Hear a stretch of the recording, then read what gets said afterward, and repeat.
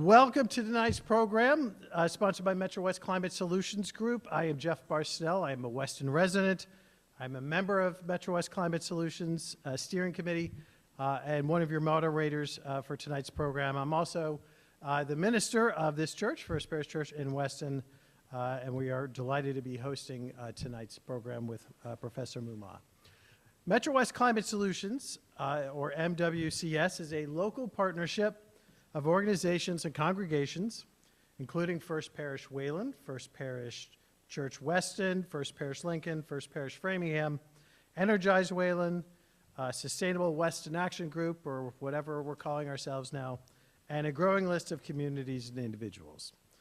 Our mission is to encourage and inspire sustainable, resilient, and equitable communities in our region, and to host timely programs and discussions that encourage people and organizations to get involved and take steps that we all need to take to move our country, move our region towards a low carbon and sustainable future. More information about us can be found at our website, metrowestclimatesolutions.org. You can also find recordings of all of our past programs and information on upcoming events. You can also sign up for our email announcements, and we send out an email once a month or thereabouts. As for tonight, we are delighted to welcome Dr. William Moomaw as our distinguished speaker for this evening. Bill Moomaw is a Professor Emeritus of International Environmental Policy at the Fletcher School of International Diplomacy at Tufts University, and is a distinguished visiting scientist at the Woodwell Climate Research Center. He earned a PhD degree in physical chemistry from MIT and was a professor of chemistry and the director for the Center of Environmental Studies at Williams College. He was a lead author of five IPCC climate change reports. That's the Intergovernmental Panel on Climate Change, the largest scientific body ever assembled in the history of the human race to study any natural phenomenon. He was the lead author of 5 of those reports, including the 2007 report that shared the Nobel Peace Prize.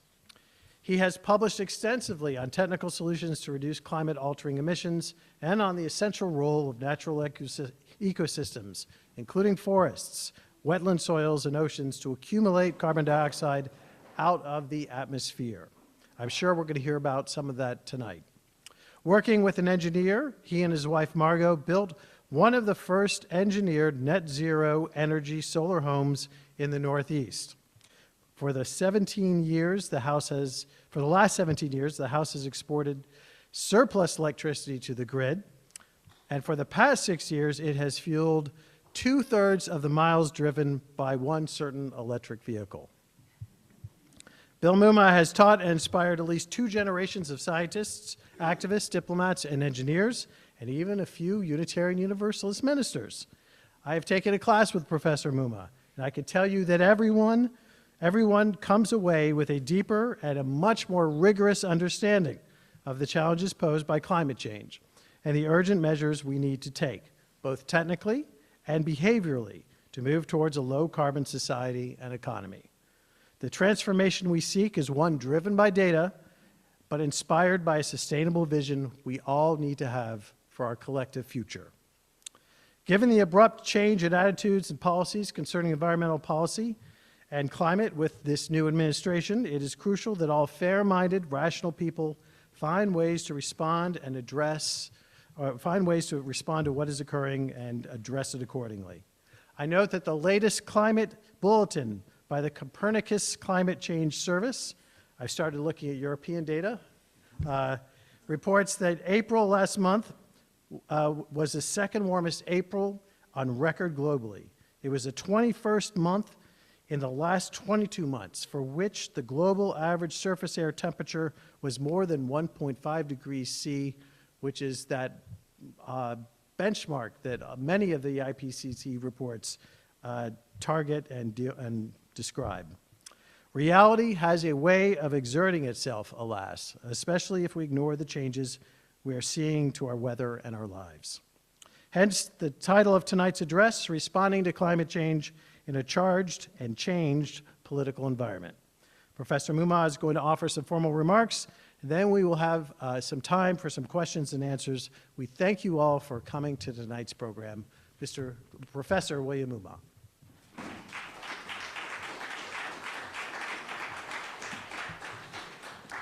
Thank you very much, Jeff. We were just discussing his project, and I think he was satisfied with my reaction to it. It was a pretty good project on wind power and so on. You know, back in the day when he was there, it was. Let's see if I can get this up. Is that working now? Is this better? Okay, I'll have to stay right here, but I have to come over here to change my slides. I'll do that. So if you see me bowing down here, it's not a religious motion or anything like that. It's just something I have to do to get the show on the road. Anyway, Scott, thank you for inviting me here to this wonderful church and this building. It's really quite very nice, isn't it? And thank you all for coming out. So, responding to climate change in a changed and charged political environment, Scott Rugman, who got me into coming here, had suggested that as a title. And I've been giving a number of talks about the technological and natural solutions we need. But I've modified this presentation so it takes that into account. So, that's me in a forest. That's part of the climate solution. This is the changed and charged political environment we're talking about. That's Elon waving his chainsaw, and the fellow smiling and looking on is the president of Argentina, who is a like-minded, right-wing president. So, what is climate, and is it really changing? Climate is the 30-year average of weather. It's the precipitation, the wind velocity, the humidity, the seasonality, snowfall, everything. You take that, you average it over 30 years, you say that's the average climate. That definition worked really well when the climate was oscillating around at a kind of up and down. It's now on a steeply rising slope. So if you wait 30 years to say we've passed 1.5 degrees, we have 28 more years to go before we are officially exceeding 1.5 degrees for the climate to change. I think that's ridiculous. We really have to realize anything that's moving as fast as this this temperature number is very worrisome. So climate informs us about the conditions where we're going to travel, and tells us how to pack our suitcase, and weather is what we get when we get there, right? It may not be the average. So this, you can tell something about the climate in Phoenix, Arizona. It's hot and dry and so on. And that's Greenland, very different climate. So we know generally what the differences are in climate and what climate represents. So the climate has changed. Here are just 6 examples. In the upper left, in 2024, Phoenix experienced 70 days above 110 degrees Fahrenheit. It normally experiences about, I think it's about 40 a year, which is still a lot, but 70 is an awful lot. And then next to it is a picture from a few years ago, let's see, I think it's 2020. I thought this was a great photo of this guy with his tattoo and the ice on his head standing in Death Valley, where the temperature was 130 degrees Fahrenheit. For some reason, the translation to Celsius is wrong. It's something like 55 degrees Celsius, not what it's on this thermometer there. Oops, sorry. Then this picture of Scituate, Massachusetts in 2018. Those of you who lust after oceanfront property might want to think twice after you see this photo. The sea level is rising, the storms are getting more intense. Then bottom left, the Los Angeles fires in 2025. When is the previous time you ever heard of a major metropolitan city burn with 16,000 buildings being destroyed? I think the climate has changed.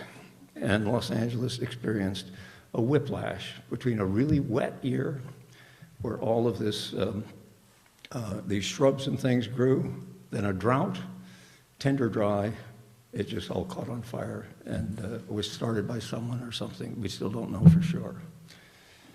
Then the one in the middle I really like. This is Boston on the waterfront last year. How would you like your martini or your lunch or whatever it is he's bringing forward and back there? But the waterfront is underwater some of the time.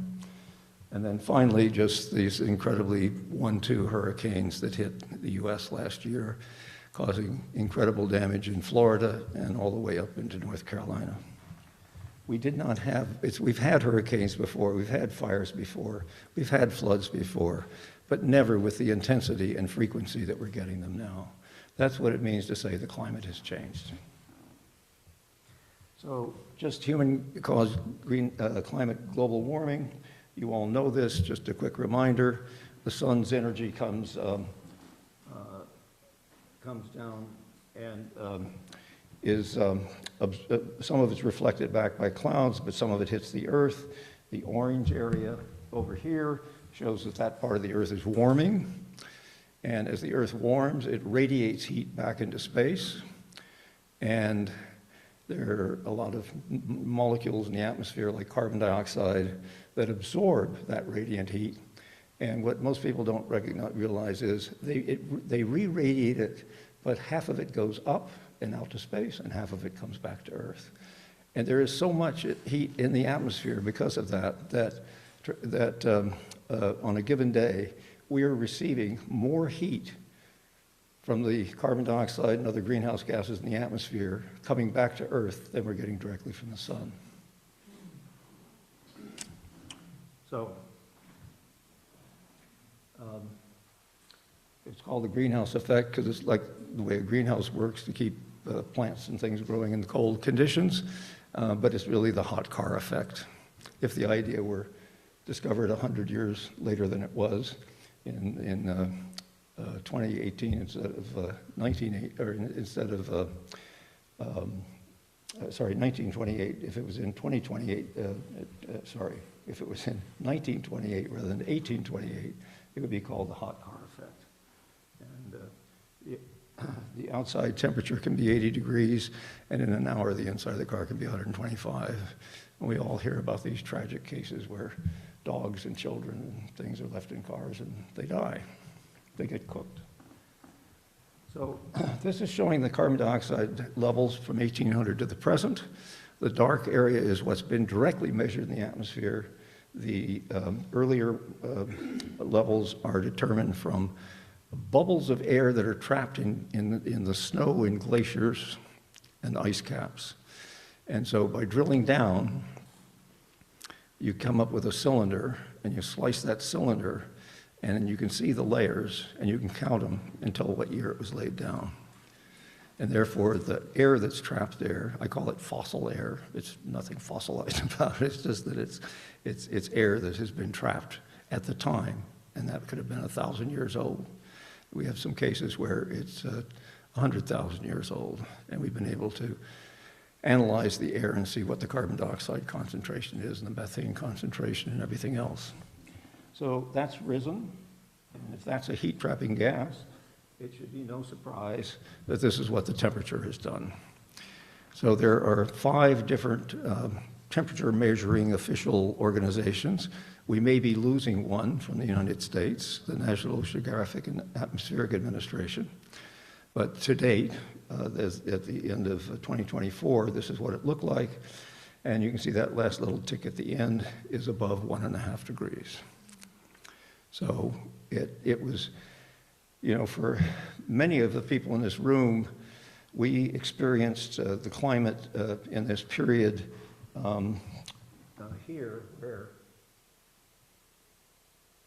which is relatively stable for about 40 years.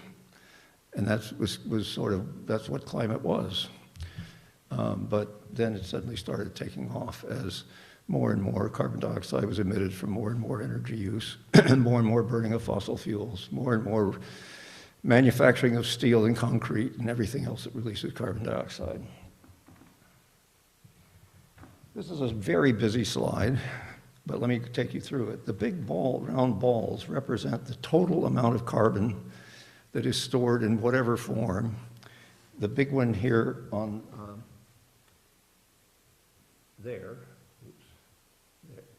the big turquoise one there is what's stored in the ocean. That's where a lot of the carbon is dissolved as carbon dioxide, which becomes carbonic acid, and it's acidifying the ocean as we add more and more carbon dioxide.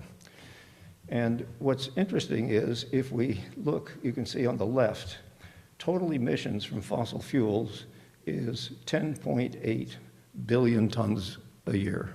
10.8, that's what that number is. Next to it is an orange arrow that says 1.1. Those are emissions from the land, that is deforestation, soil degradation, and the like. And the amazing thing is, if you add those two together, they add up. Oh, shoot. If you add those together, you get, what do you get? You get 13, yeah, or 14, I guess, 14 billion tons. But the increase is only 5.2. And why is it that it's less than half of what we put in? It's way less than half of what we put in. See, the total emissions are 10.8. So the 9.7 plus the 1.1 is 10.8. So, but we only get an increase here of 5.2. That's the little blue dot up at the top. And the reason for that is that the oceans and the land, particularly forests, the green arrow going down is forest mostly, 3.2, and the oceans is 2.9. And those add up, and so we get less than half of the carbon dioxide in the atmosphere. There's an error here of about 500 million tons. That's because we just, we're not measuring. It's hard to measure what's happening on the land. We don't have those numbers very accurately. So they're probably, we're either underestimating the emissions coming from the land, or we're overestimating the removals. We don't know which we're doing. So in 1992, governments got together at Rio. I think many of us are this room remember the Rio Earth Summit. For those of us who worked in that general area, that was a very exciting time. And they created a convention. The ultimate objective of this convention is to achieve stabilization of greenhouse gas concentrations in the atmosphere at a level that would prevent dangerous anthropogenic interference with the climate system. All right, that's a good thing to do. And what does it mean? There was a little addendum here about it should be done in a time frame that would not interfere. Basically, it would allow ecosystems to adapt, and it would ensure that food production is not threatened, and economic development could proceed in a sustainable way. So lots of caveats there. We don't want to really give anything up while we're doing this, is what it says. So how do we avoid dangerous anthropogenic interference? Well, it took from 1992 until quite some time later. The fifth assessment report of IPCC in 2006, I guess it was, came out, and it found that as long as the global average temperature was less than 2 degrees, we could probably live with that. There'd be some damage to natural systems, but we could live with that, or so they thought. But it would be better to keep it at no more than a rise of 1.5 degrees. So that's where that came from, was an assessment, looking at things and seeing what it might mean. And so a couple of years later, in 2016, the Paris Climate Agreement calls for, this is a direct quote, holding the increase in the global average temperature to well below 2 degrees Celsius above pre-industrial levels, and pursuing efforts to limit the temperature increase to 1.5 degrees Celsius above pre-industrial levels, recognizing this would significantly reduce the risks and impacts of climate change. Well, it does it by a lot, it turns out, as we're discovering now that we're at 1.5 degrees. So that was a remarkable diplomatic achievement. I mean, it took a long time. 2016, the initial treaty, 1992 to 2016, 24 years to get there. We finally have a definition of what it would be dangerous. And we only got the 1.5 degrees because the original proposal was just for 2 degrees. And the small island nations all said, no way. We will not have an island nation. We will be underwater. And so this diplomatic language to make, pursue efforts to limit the temperature to 1.5 degrees, that's a diplomatic kind of sidestep thing. So governments then said, okay, we've done this, now what do we do? So they went back to the Intergovernmental Panel on Climate Change, which, by the way, it's an official organization, but the people who do the work are all volunteers. It takes about 3 years to write an IPCC report. The first one was 410 pages in 1990. The last one that finished in 2024 was 8,000 pages. Gasp, yes. And every scientist you're assigned to chapters on different aspects of things, and you have to go through all the scientific publications and all the government publications and all the industrial publications and tell the story of what's actually happening. And the admonition was always, this is to be descriptive and not prescriptive. You can say what you think will happen if you put a tax on carbon, or you can say what would happen if you instead did it by regulations and use examples. But you can't say, as an IPCC scientist, this one's better than that one. So that's prescriptive, off base. So the IPCC report that came out in 2018 said to keep temperatures from rising above 1.5 degrees Celsius, global net anthropogenic carbon dioxide emissions must decline by about 45% from 2010 levels by 2030, reaching net zero around 2050. And then the part nobody else read was, and be net negative between 2050 and 2100. The other thing that people, net zero, we're all talking about net zero, and we have committees and town declarations, we're going to be net zero by 2050. We have a Massachusetts law that says we will be net zero by 2050. What does that mean? Well, what it means is that the emissions that we put out from all sources are in terms of their warming capability, are no greater than what natural systems like forests are taking out within our state. That's what it means for us in Massachusetts. Well, Massachusetts is fortunate because 60% of this state is covered in forests.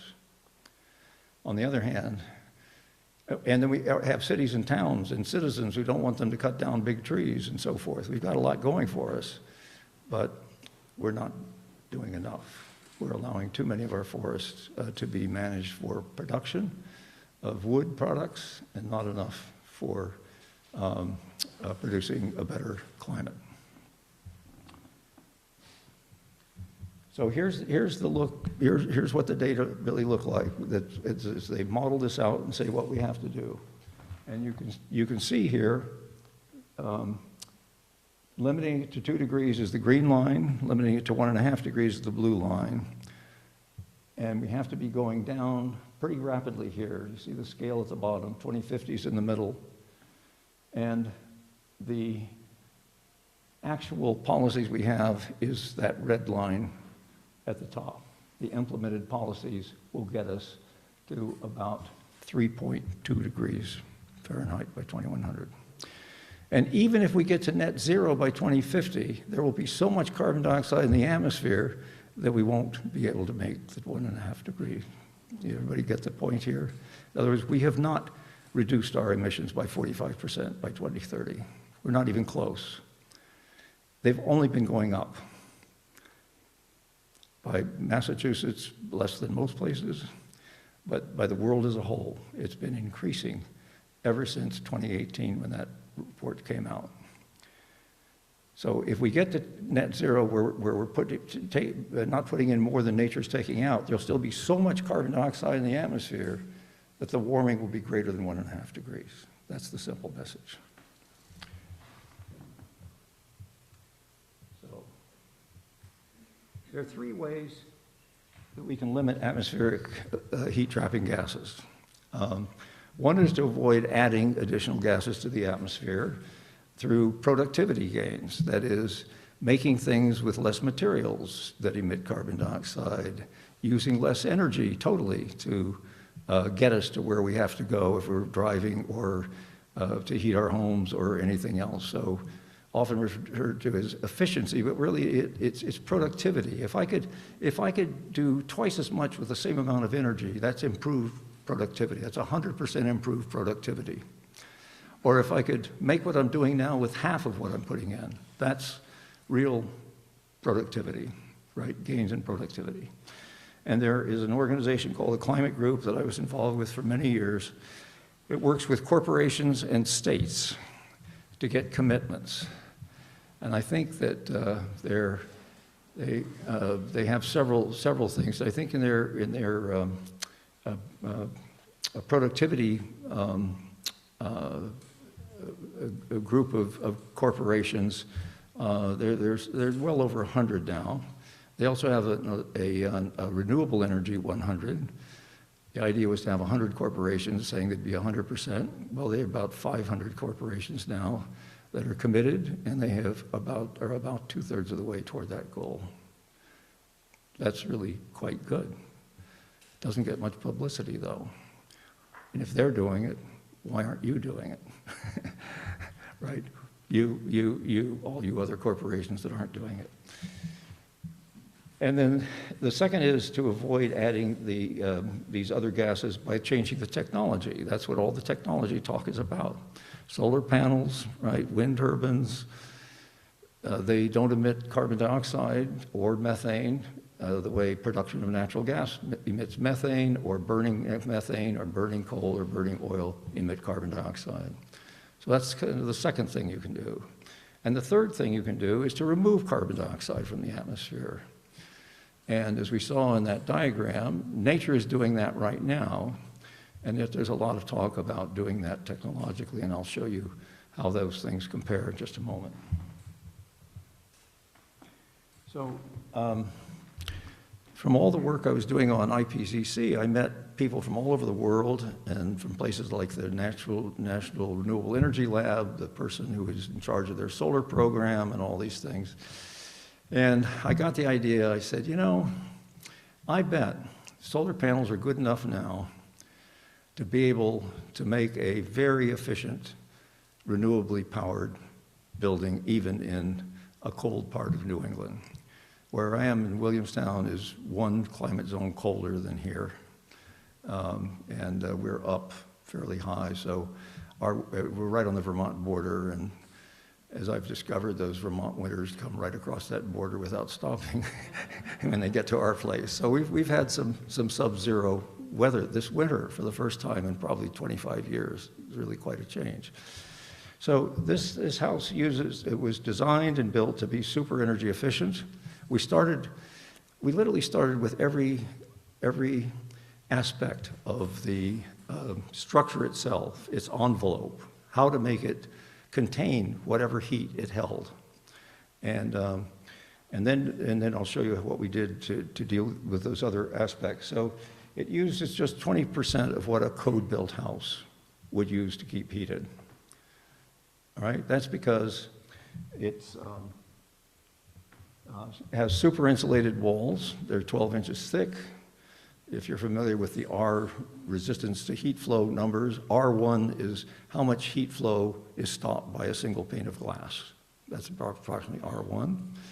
So R40 is like having 40 panes of glass separated with some air in between them. And so that's pretty good. And the ceilings and roofs are 60. So that was good.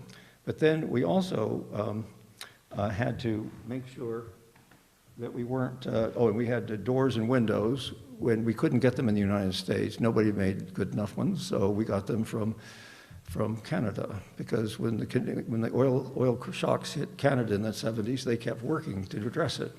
We did it for 5 years, and then we abandoned doing anything about more efficient stuff, except for a few things like Energy Star, which we're getting rid of, I see. We got the doors and windows from Canada. We got most of the efficient appliances from Europe, because they were so much better than what we had here. And then ultra-low air leakage. There's no point in heating air and then letting it seep out through the cracks and go outdoors, or have the cold air seeping in the cracks and cooling off the house inside. So the whole house was basically shrink-wrapped. And then, aren't we going to suffocate? Well, what we have is a heat recovery ventilator. That is a ventilator that sucks in air from outdoors, fresh air, and exhausts stale inside air on a continuous basis. And we can adjust that. If we have just the two of us there, we can put it on the lowest setting. If we have 10 people over for a gathering, I can set it all the way up to a very high, 5 exchanges an hour instead of 1 exchange an hour. So that is one thing. Then we also have a heat recovery system on our shower drain. You take a shower, water runs over you for about a second. It takes the dirt off, we hope. The dirt goes down the drain, but the warm water goes down the drain with it. You just paid all this time and effort and money to heat the water, and now you're just throwing it away down the drain. Well, a couple of clever young guys in Toronto came up with something they called a power pipe, which is copper coils wrapped around the drain pipe of the shower. First time they tried it, the water went right down the middle and didn't heat anything. So their patented thing was a little device at the top that caused the water to swirl along the inside of the pipe as it goes down and transfers the heat. And the water coming in goes around there, picks up the heat, and then goes to the bottom of the hot water heater. So instead of our 45 degrees well water having to be heated up to, we only heat it to about 111 or something, because anything more than that's too hot to take a shower. So 111 degrees, it is already at 75 degrees when it goes back in, because it's gotten that heat. And we use a ground source heat pump, which the first ones were a little primitive. We had to replace the first one because it didn't really work very well. But the one we've had for 15 and a half years has worked very well. And this is pipes underground in a horizontal array. And what it's doing is it's collecting the heat that's stored from the sun in the soil from spring, summer, and early fall. And if you go down below the frost line, the temperature is roughly 55 or 60 degrees year-round. And so these tubes go through there, they get that temperature, they come into the house, and then a heat pump raises, let's say, 55-degree water to 75 degrees or 85 degrees, really. And that heats our floors. We have radiant heat, and that's all we have to do. No boiling water or steam, any of that sort of stuff. So it's a very efficient way of doing things. And the windows are placed for maximum solar gain in the winter, and for the shoulder seasons. I mean, we stopped heating about a month and a half ago, and basically just the collected passive solar that's coming in through the windows that are south-facing keep it at a comfortable temperature. We have to open windows sometimes because it gets too warm. So that's how we manage it. Okay. And then we have an electric vehicle. So Zero emission technologies, you all know this. Solar panels, wind turbine, electric vehicles. You may not want to buy this one, this particular model. It's a wonderful car, but don't want to put money in that guy's pocket. All right, so those are the technologies, the main ones that we're talking about. And so which technology is currently preventing atmospheric carbon dioxide from increasing by nearly 30% per year? Solar panels? Wind turbines? Electric vehicles? None of the above. It's forests. It's forests. And urban trees.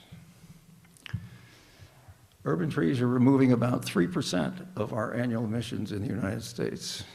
Doesn't sound like a lot, but there's no technology that's doing that well. There's no technology that's doing that well. So that and the fact that our forests are moving about, well, altogether with the urban trees, almost 30% is really terrific. And maintaining large trees provides far more benefits than planting new smaller ones. I took this picture earlier this spring. That's not a dead elm, that's a live elm. It's dormant.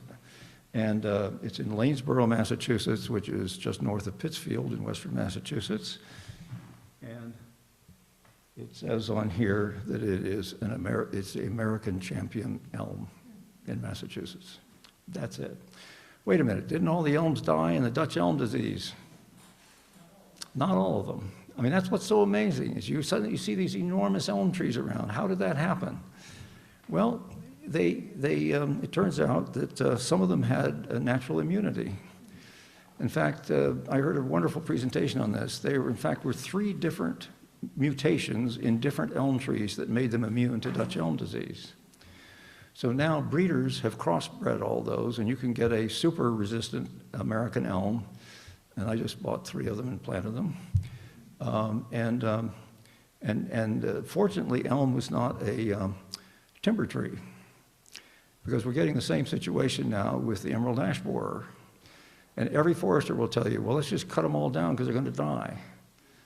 Well, the findings in the Midwestern forest plots that are being studied where it first hit find that there is a 2 to 3% survival rate among the white ash. So if we cut them all down and turn them into products, we're basically hastening their extinction. So we should at least give them the dignity of dying first before we cut them down. So there's just a comparison. Every time I see you go into town and I see a big tree that's been cut down, it's replaced by something about this size. And if you go online and you say, how much carbon dioxide can a tree absorb in a year? The answer is 48 pounds.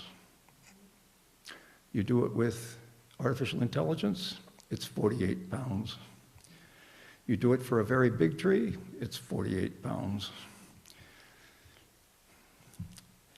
Well, this idea was put forth by Arbor Day Foundation back maybe 20 years ago. Well, what does Arbor Day Foundation do? They plant little saplings.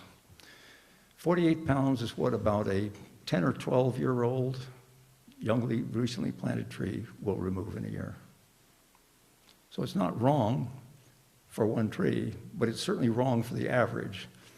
And even MIT had an article where they said there are not enough trees in America to make a difference because each tree only absorbs 48 pounds, and therefore we have this many trees, so it's only enough to, and the example they gave, to run a Bitcoin computer for some number of tenths of a second or something like that. I mean, it was just really pretty bad.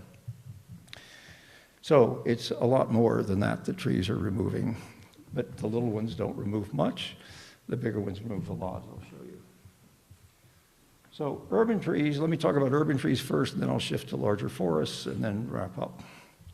So urban trees actually do something more directly than forest trees do. All of them, of course, store carbon. They remove carbon and they accumulate it in the wood. Wood is, by dry weight, wood is 50% carbon. Half the weight of it is carbon. And so trees take it up at different rates as they're growing. Most trees grow the most sort of in the middle of their growth period. So if a tree lives to be 100, the growth is greatest, say, between 40 and 80 years. If it's 200 or 300, you know, it's still growing really rapidly at 140 years or something.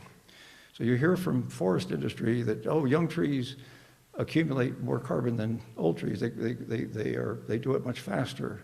Well, on a percentage basis, they grow more. But a sapling this big that becomes a little bit bigger tree that's this big it's a big percentage change, but it's not a big carbon change. And that's what they've missed. That's the point that's been missed.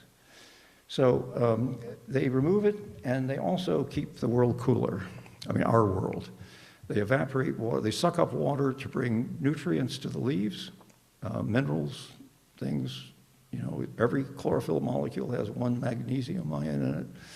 Amazing. That's all it takes to make sunshine and water and carbon dioxide from the air into wood.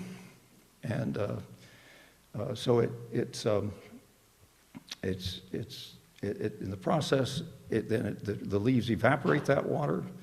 As they evaporate the water, they cool the air around it because it takes heat to evaporate water. So the air around it gets cooler when they do that. And of course, the shade cools things. So the sun's heat is being absorbed by the leaves to make wood. And so it has this additional benefit. Also, that means that if you have more trees, you have less flooding. Because if it evaporated into the air, it doesn't run off on the ground. So those are all things that help. And they also, of course, I mean, birds and things like to have trees. Insects like to have trees. So they help with biodiversity as well.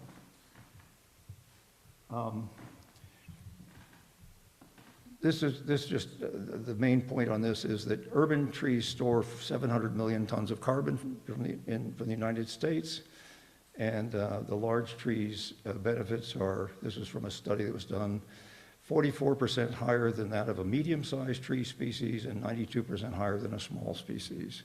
So big trees make the biggest difference. And yet, every time there is a project, an infrastructure project, the first thing to do is cut down all the trees, build the structures, whatever it is, change the roadway, run the power lines through it, whatever you're going to do, but get rid of the trees. We've got to put a stop to that. And I was just on a panel with the tree warden in Somerville, Massachusetts. Get hold of their set of tree rules. Amazing. No one can cut down a tree that's bigger than a certain size on public or private land without going through an approval process.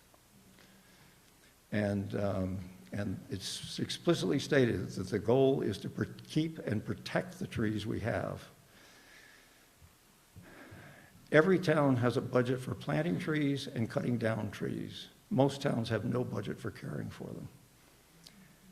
And so as a result, a lot of them die.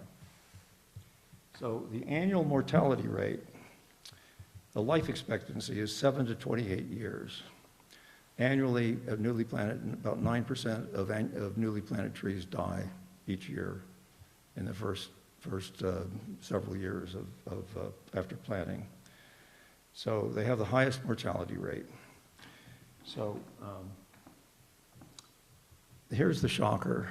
It takes between 28 and 36 years to remove this carbon dioxide that was generated in planting, growing, transporting, and bringing the tree to the site and digging the hole and putting it in the ground.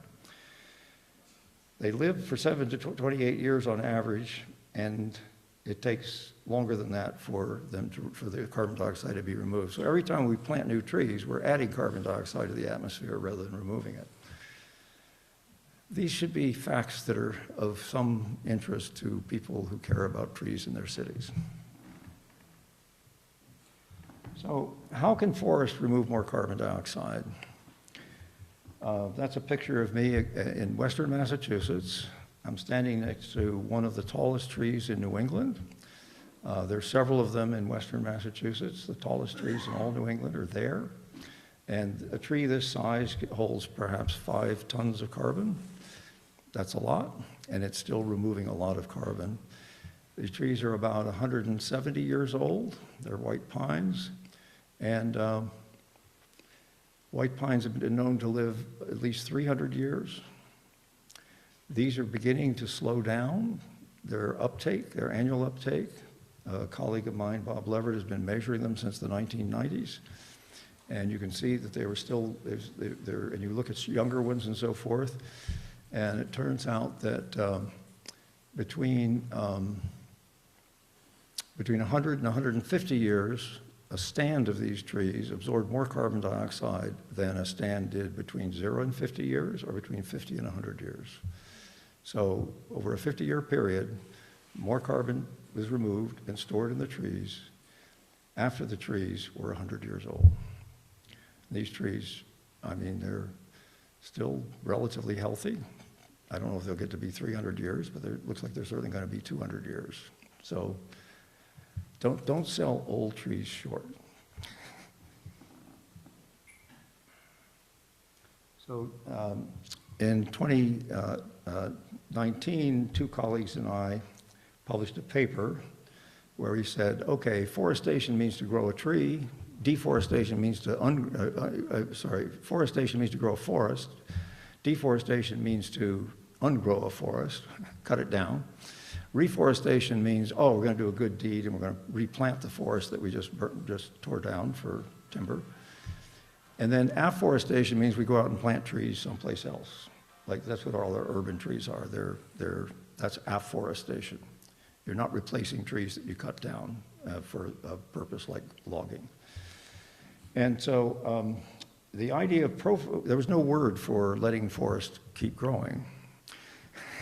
It just didn't exist.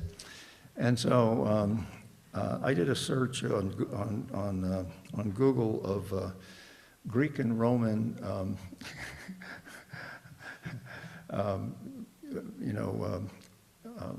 syllables that you'd put in front of the word to make it something else. And I finally hit on pro.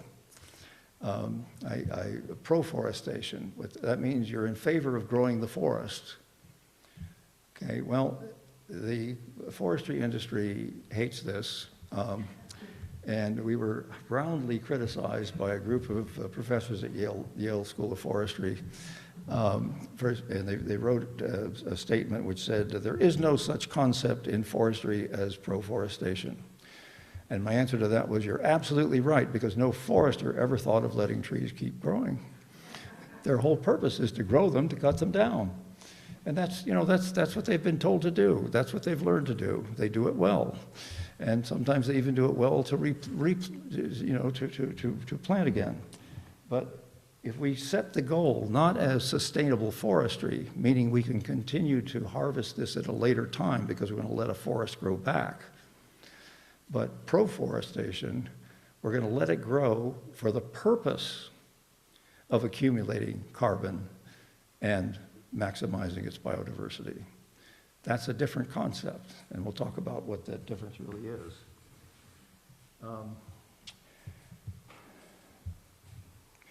So basically, the carbon gets stored year after year, and we're seeing that in these big old trees in Mohawk Trail and Savoy State Forests. And globally, half the weight of dry wood in a tree is carbon.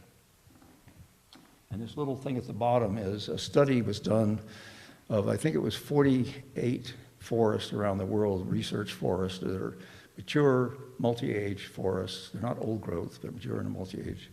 And that they are The largest 1% of the trees held half the carbon. So out of every 100 trees, half of it was in the biggest one. And this is just a figure that, based on Bob Leverett's work, you can just see if you have one mature big oak tree that's showing it's holding 8 tons of carbon, and it takes 35 trees that are 50 feet tall and 12 inches in diameter, and I'll skip all the way over. And if you do large landscape trees that are 25 feet tall, you need 465 of them to make up for the amount of carbon that's in the one big one. And it's almost the same way with the cooling effect of the respiration of the trees. So this is just showing the difference on the right, that bar on the right, this is out in Oregon. That's if you allow half the forest to keep growing. The one in the middle is if you reforest all the clear cuts, and the little one there is if you planted, afforested, everywhere that wasn't already a forest in Oregon, and wasn't a town, and wasn't already taken. So you can see you get much bigger bang for your buck if you let it keep growing.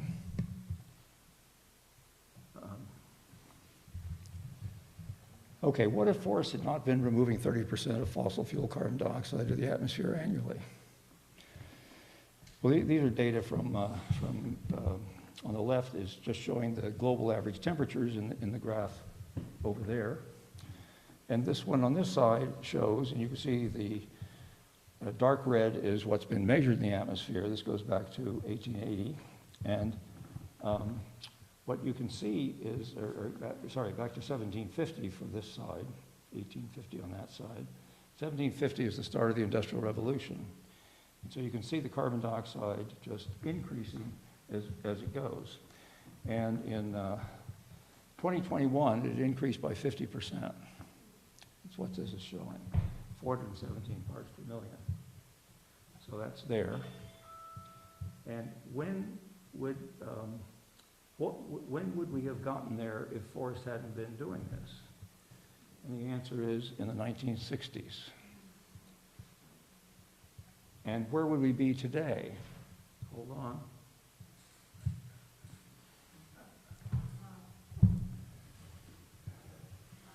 We probably wouldn't be surviving. So forests have really been doing one whale of a job. Okay, so what we need to do is establish 2 types of forests. One is the strategic climate and biodiversity reserves, we call them. These are 2 famous climate scientists standing next to a big Massachusetts tree. And this picture was taken about 20 miles from that picture. So we're going to be doing that anyway, but we should not let it happen just everywhere. That's what we've done. There is less than 5% of the forests in the lower 48 are more than 100 years old, according to the Forest Service. So it's not as though we're taking a lot by saying, let's let them keep growing. Harvesting has taken it all. And in fact, most of Massachusetts, 80% cleared by about 1850. So we can do better than that. So there are some false promises out there.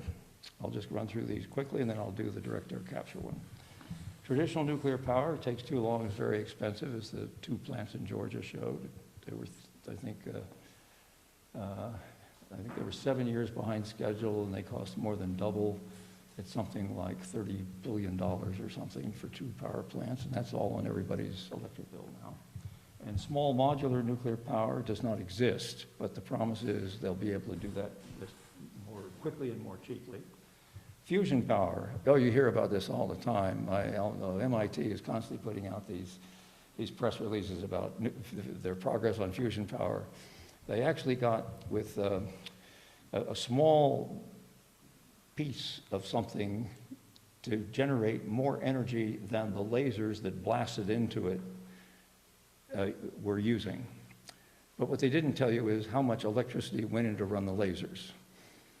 All right, so pardon me, but I'm a skeptic that we're going to see that anytime soon. I think I heard about fusion when I was about 12 years old, and it was always going to be 20 years off. And I think it may still be 20 years off. Coal with carbon capture and storage. Well, we built one of those. It cost well over $1 billion to do a very small part of a coal plant. It worked for about a year, and then it stopped working, and it cost a lot of money. So it's failed technologically. Forest bioenergy. Oh, the British, if you've noticed, they're proud. They're no longer, they started the whole Industrial Revolution with coal, and now they've stopped burning it. They're not burning anymore. Yes. Hold the applause. They're burning wood. Where's the wood coming from? The United States and Canada. And they're taking our forests and they're just turning them into wood pellets and sending them to the UK, and they're burning them there, and it's counted as zero there. But under international rules, the emissions go with the land where it was harvested, which is, wait, that was here, so those are our emissions. They get to count them as zero, and they actually believe they're zero, real zero, which they're not. To get the same amount of electricity, you emit more carbon dioxide burning wood than burning coal in a power plant. So, oh dear, okay. But we've got a better idea. We're going to have bioenergy with carbon capture and storage. That's a British firm that's doing that. But you have to cut down 30% more forests just to run the capture part. That's going to be pretty devastating to the forest, more devastating than what they're doing now. Green hydrogen, you hear a lot about green hydrogen. Well, you have to use wind power or solar power to make it, and that could be better put direct use, I think. It's an overpromise, I'm afraid. And finally, there's direct air capture. We have technology that will directly take carbon dioxide out of the atmosphere, and it's actually operating. So let's do a little exercise here. Carbon dioxide concentration is specified in parts per million, which means out of every million molecules, one of them is a carbon dioxide molecule, you see. So, or if you look at all of them, it's about 424 of them would be carbon dioxide molecules. And how much is that? Well, 1 part per million is 7.8 billion metric tons. A metric ton is 10% bigger than our tons. Ours are called imperial tons. I thought we fought a whole revolution to get away from that, but no, we're still stuck with it. All right, so what does that say? But the increase from over the year was 3.4 parts per million. So if we really wanted to reduce by 1, we're going to have to reduce 1 plus 3.4 or 4.4 parts per million to reduce what's in the atmosphere by 1, because we added 3.4 in the year. So that's 34 billion metric tons of carbon dioxide that has to be removed and stored. The current cost is $1,000 per metric ton, which it comes out to $34 trillion, which I just did a little check, is 30% of the current gross world product economically. I think the money could be better spent. But we have some of these. Here's a big plant it's called the Mammoth plant out in a company called Climeworks based in Iceland. And they were removing 10,000 tons a year. And now the new plant, this big Mammoth thing, is removing 36,000 tons a year. However, a friend of mine in Iceland says they haven't been reporting how they're doing, which makes him think that maybe it's not working so well. So, global forests remove 12.4 billion tons of carbon dioxide per year. So this 36,000 tons is about 2,500 Americans. 2,500 Americans, that's, how many kids are at Newton High School or someplace like that, you know? I mean, it's the size of a good-sized high school class, or classes. And, the forests are removing an amount that's equal to 875 million Americans, which is 2.7 times the U.S. population, or the U.S. plus the EU plus Canada plus Korea. So that's a lot. There's the difference. And it's storing it. It's taking it out and storing it. And this other project is limping along at 36,000 tons. So I find it ridiculous that we're talking about it. Yeah, I find it ridiculous that we're talking about it. All right, let me wrap up here. The IPCC made this remarkable statement: safeguarding biodiversity and ecosystems is fundamental to climate resilient development, with very high confidence. Recent analysis suggests that maintaining the resilience of biodiversity and ecosystem services at a global scale depends on effective and equitable conservation of approximately 30 to 50% of Earth's land, fresh water, and ocean areas, including currently near natural ecosystems. They have high confidence of that.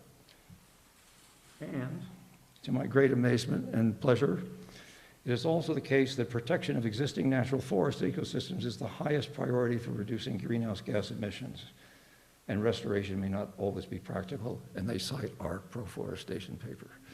So finally, we are legitimate. So let me just wrap up here with this observation. Perspective number one: forests are a natural resource to be managed sustainably to produce the greatest economic returns, or are cleared for the expansion of agriculture and urbanization. In other words, every decision that's made by forests, if we think of them as a natural resource, is an economic decision. Here we have this complex ecological system working. So we've lost between a third and a half of all the forests in the world with that perspective. So they've added about a third to the carbon dioxide that's in a third of the carbon dioxide that's in the atmosphere. So perspective two: forest ecosystems are essential components of the Earth's operating system, very different from it's a resource to be exploited. They have limited annual atmospheric carbon dioxide, as we've seen, and there's no technological solution that even comes close to nature's. So this notion that realizing that the functioning of the planet depends on all the ecosystems on the planet, the forests, the wetlands, right? The grasslands, the oceans, and yet we use them as waste dumps, we exploit them without giving it a thought. So here are some people, they're searching for a climate solution. If they look up, a major climate solution is growing in plain sight. Starting, as we heard, with July 2023, all months through April 2025, except July 2024, exceeded the 1.5 degrees Celsius. So we need to do more. So let's stop and take questions.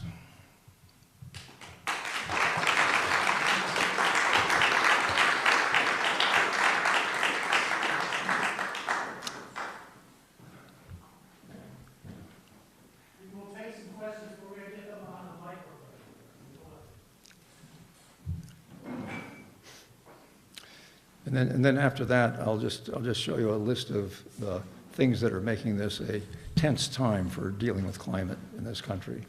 We can comment on those as well. Yes, Mike.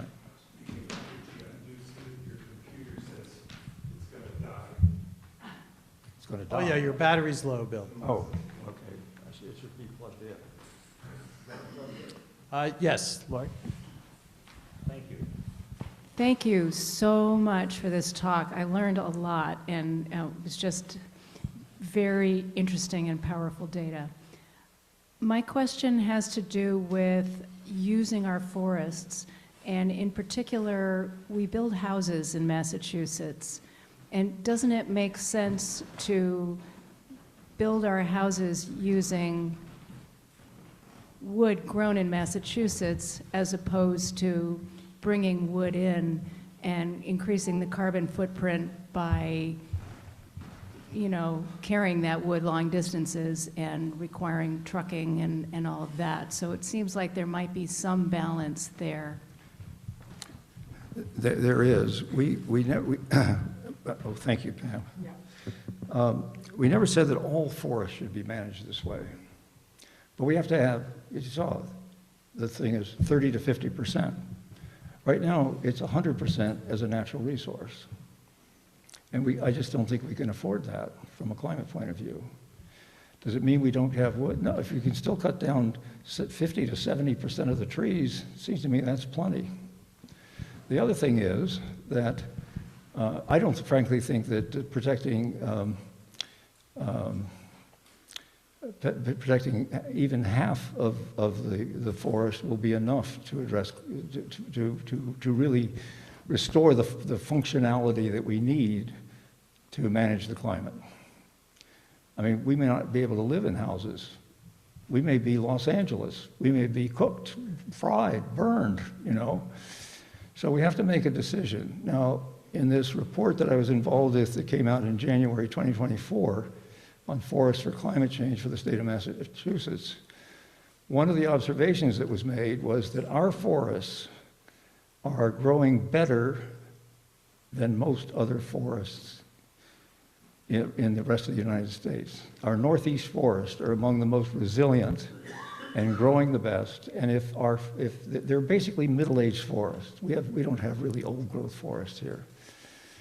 Those forests, if allowed to grow to 2100, will hold twice the carbon they're holding now. Other forests that are being managed for timber can supply the wood. I mean, now Canada was doing a good job of that, but then they burned down a quarter of their forest last year.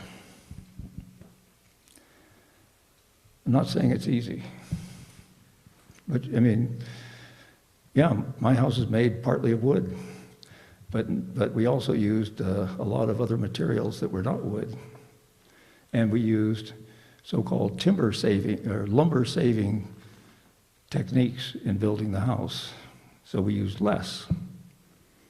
So there are ways we can do more with less, I guess is the answer.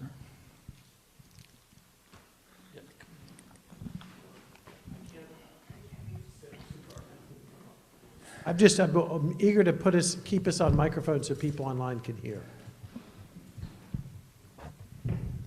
So I just have two questions about details that you said. One was when you were talking about reforesting with the smaller trees, which we don't want to be doing, but you said they usually grow from only 7 to 28 years. So why so few years? That's the first question. And the other one is when you were talking about the hot water going down the drain and having the copper, catching it. But you said it was going into the hot water tank. So how is it reused if it's used water, if it's gray water already? No, the drain water goes down the drain. Okay. Just the heat is taken out of it by the tubes that wrap around the drain pipe. And then the cold water that goes into the bottom of the hot water tank to be reheated is going through those coils, getting heated, goes over to the hot water tank at, I think it's about 75 degrees instead of 45 degrees, which is what it comes out of our well at. So that saves, 75, you want to heat it up to 115, say, for showers. Well, where can people buy it? we got ours from Canada. There are now some, I understand, in this country as well. I'm sure if you go online, the company in Canada calls it a power pipe. Power pipe. Yeah, and I don't know what other people call it. I'm sure they have a name for it.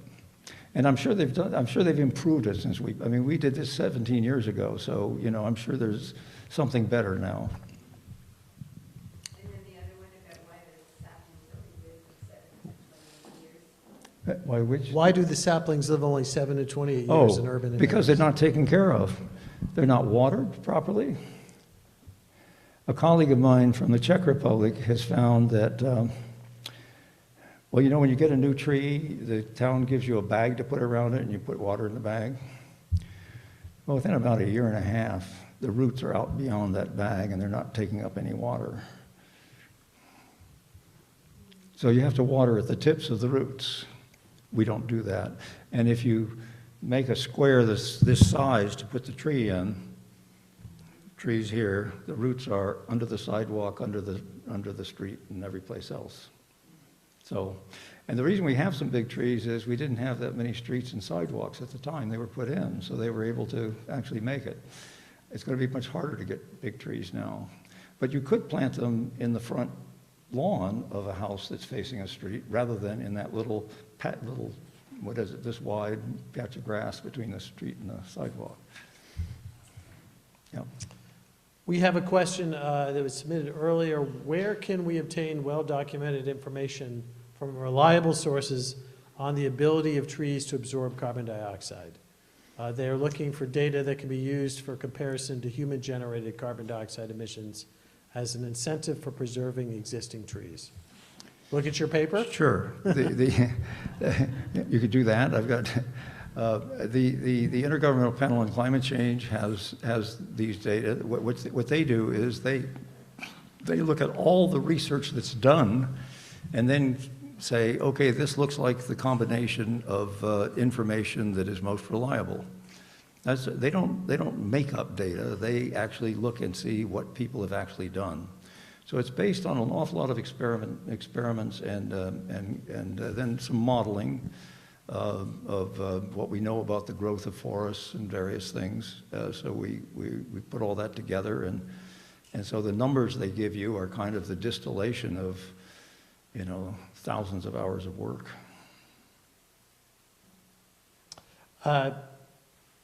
Let's see, a couple online, let me see. Is there any type of carbon capture that doesn't require the energy-intensive and carbon dioxide-releasing production of lime from limestone? I don't even Well, know. there is a way. There is certain ways you can take. You can produce limestone by carbon dioxide in the right environment with certain materials like calcium oxide and so forth. And so there are some techniques. In fact, one of them just got a $50,000 prize or something to use crushed. I forget what the mineral is, but it will, if you crush it and get lots of surface area and you spread it out on the ground, it will take up carbon dioxide and become calcium carbonate, which is a stone. You know, it's a mineral. It's a stone. So that's one way of doing it. And you know, it'll be some combination of all these things if we really need to do it. I just don't think that the current technological approach is going to get us there. Since you made the comment about Tesla, someone asked, what specifically has Elon done that deserves your disdain in the context of climate change? I might add that currently the party that Elon Musk has supported is in the process of tearing apart, disbanding Yes. major environmental Yeah. policies of the last 30 to 40 years. So we could start there, but I don't know, how would you respond to that, Bill? Well, the way I respond to it is, in 2016, I was looking for an electric vehicle. There was no other electric vehicle other than Tesla. I was on a 1.5-year wait list, and I have a 2018 Tesla.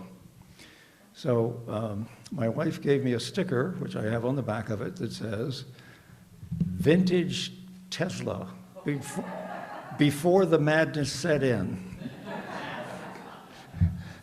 But like many Tesla owners, I'm very uncomfortable owning a Tesla, but I've already given Elon my money, so I don't know that it helps. I won't buy another one, but I did buy this one. And what he doesn't understand, it was people like me that got his company started by buying early before most people were even interested in it. And it's many people like all of you who care about the environment, care about climate change. They're the ones who are most likely to buy an electric vehicle.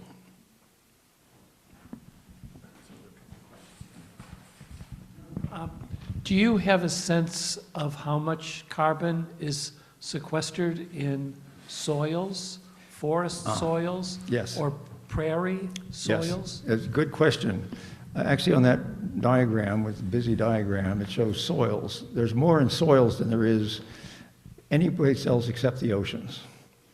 So that's the largest carbon is in soils. And the older a forest is, the more it has. And a forest that is, it depends on the species, but let's say 100 or 150 years old, there's more carbon per acre in the soils than there is in the trees. So that's a lot. Wetlands. Wetlands only remove a few % of carbon dioxide per year. they're only about 6% of the land area of the planet. They hold 30% of the soil carbon. And we just destroy them and release all that every time I love this phrase. Look what we did. We got rid of that disgusting wetland there. We reclaimed that land. What do you mean you reclaimed it? You just destroyed a wetland. You didn't reclaim anything. You claimed something that wasn't yours to claim, right? If you think about it. It's really pretty amazing how language hides what we're really doing. Does that answer your question? Yep. I want to ask, how about working with nature to do things like, whatever you want to call it, restorative or regenerative agriculture, so that we could turn all of the emissions from industrial agriculture into sequestration. But then there's also, I'm so glad you mentioned the wetlands. For example, here in Weston Center, we all know the swamp behind the supermarket, but did you know that Robial Water designed the Blackwater septic system for over 35 of those businesses in Weston Center? And that's what that swamp is. It's actually environmental engineering. Yeah. And what if we all use septic systems, or most of us in Massachusetts, but what if we laid all of our geothermal tubing in those leach fields and capture all that waste heat?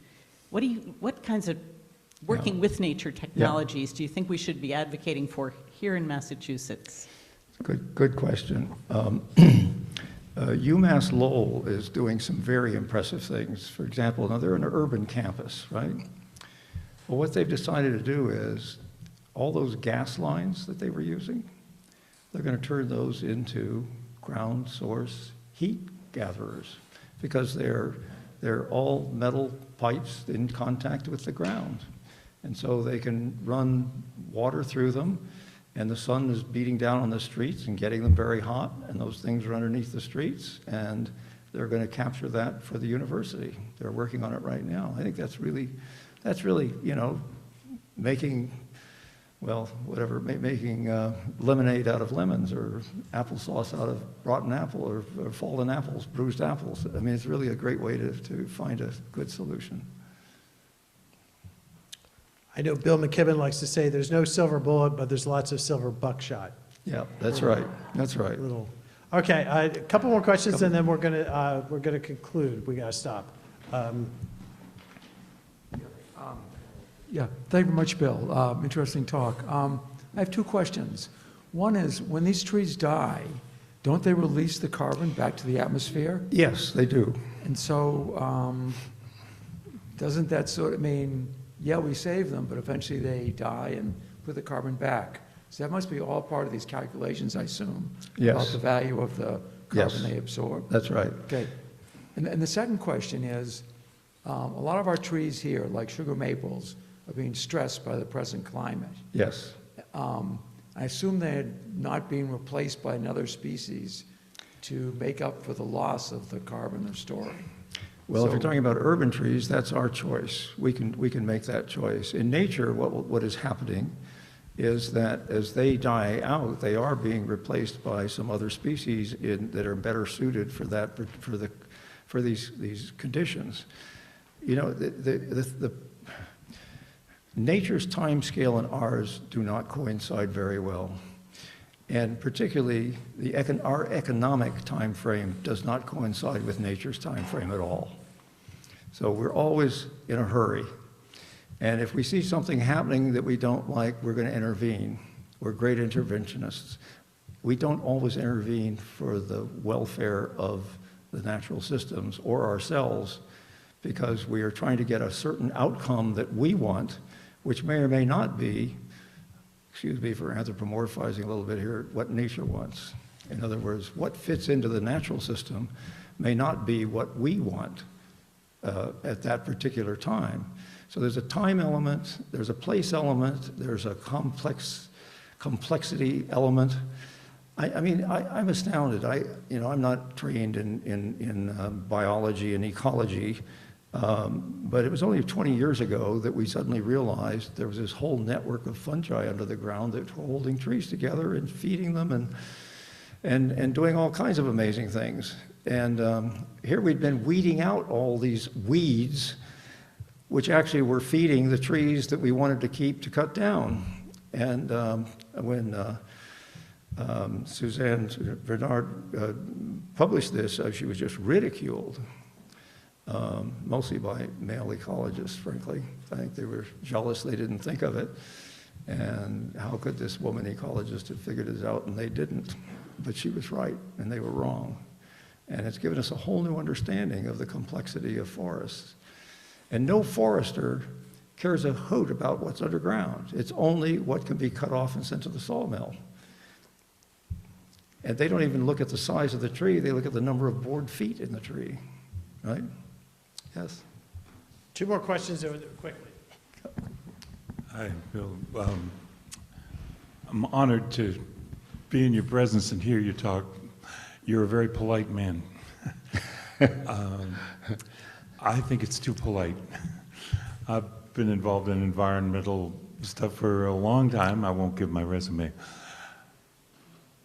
The men in suits who lie are just nothing new. They didn't just arrive in this administration. No.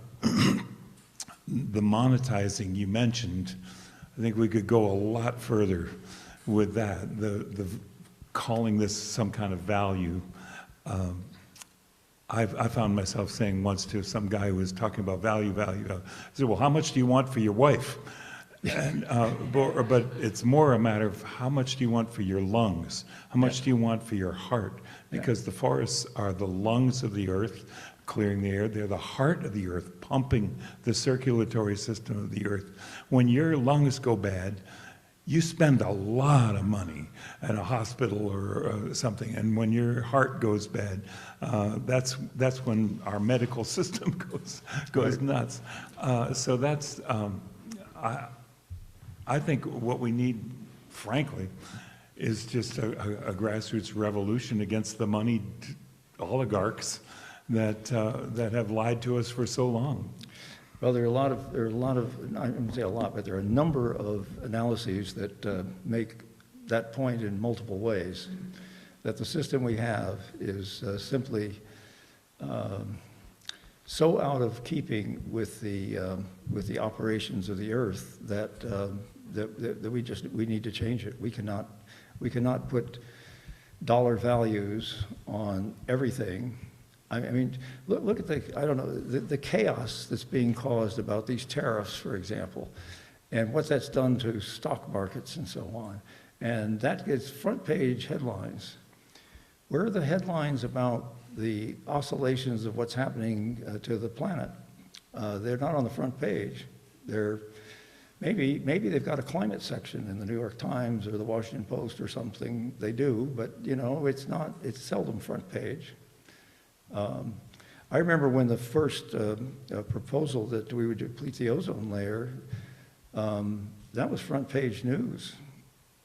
And it was for a long time. And that's one we actually got behind and have done something about. And we've stopped the hole in the ozone and over Antarctica from growing. It's now shrinking slowly. And in 75 years, it may be back to normal. And we've already gone from discovering it in the late 70s, so that's 60 years ago. And so it's take 120 years or something to get it back. But we're going to get it back. With climate, there's a lot of irreversible stuff that happens.